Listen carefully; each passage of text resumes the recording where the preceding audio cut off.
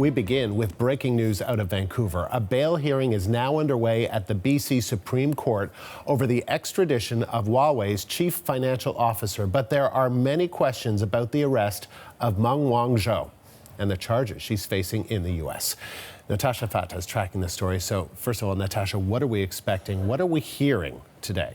We've got colleagues in the newsroom, Andrew, and now that that publication ban has been lifted, we're able to get a better sense and answer some of those questions about what this woman, Meng, is alleged to have done and why the United States wants her in their country so they can move forward potentially with a prosecution. So from our Rafferty Baker, who's in there, he says the summary of fraud allegations are that between 2009 and 2014, Huawei, she's the CFO of Huawei, used unofficial subsidiaries Skycom to access Iran's market, and which is a contravention of the U.S. sanctions against Iran.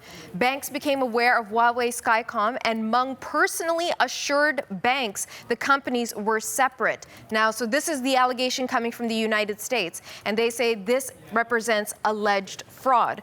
We're also hearing why and how the counsel is arguing that she should not get bail, because remember, this is a bail hearing before the extradition even happens. So the counsel is making the case, indicating that there's no meaningful connection to this jurisdiction. So there's a flight risk there, that she has access to vast resources. There's a pattern of avoiding the United States since becoming aware of the criminal allegations that have been floating around for a while. And life is in China, so the country without an extradition treaty with the United States and Canada.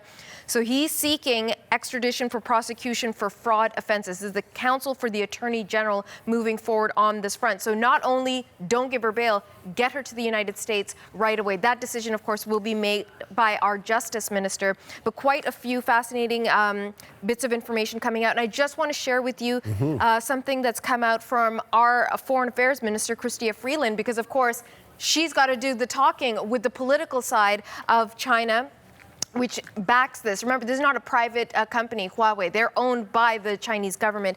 She's been asked about this, if she's speaking to China. She says she has not spoken directly to Chinese officials about the Huawei case, and says Canada's ambassador in Beijing has assured the Chinese that consular access will be provided. So they're in touch, but they haven't talked about it openly.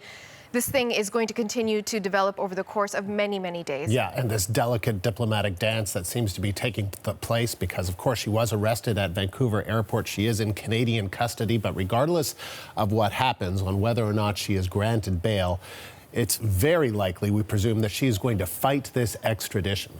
It is very likely. You're right, Andrew. And if she moves forward in that direction, then that could possibly take years. So whether she gets herself into a courtroom in the United States, it could be years from now, and we'll wait and see what happens. So the argument in cases like this might be that she is being told to go over to a country that could violate her rights. Her argument could be that they want me there not for any act of criminality, but for political reasons. Well, we know the political tension goes deep because, of course, Huawei has been accused repeatedly of being used because they build telecom infrastructure, using that infrastructure to spy on people, spy on governments, hack into their systems. And certainly the United States has banned Huawei, and they have repeatedly asked Canada to do the same. We have not. Huawei operates in this country, has invested millions, plans to invest another $500 million over the next coming years, has contracts with major companies and Canadian universities. A lot of people expressing concern not only about having this company in this country when our allies do not,